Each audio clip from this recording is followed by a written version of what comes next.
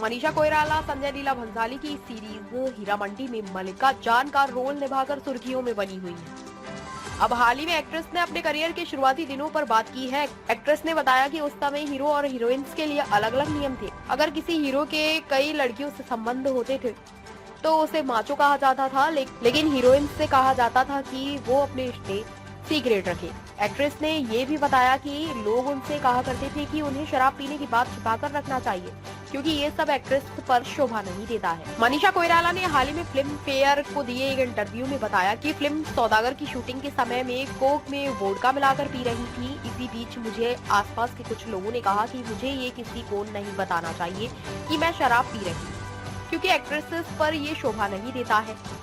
मुझसे कहा गया था कि मैं सबसे ये कहूँ कि मैं सिर्फ कोक पी रही हूँ। उस दिन मैंने ये नई बात, आगे एक्ट्रेस ने कहा, मैंने ये बात अपनी माँ को बताई।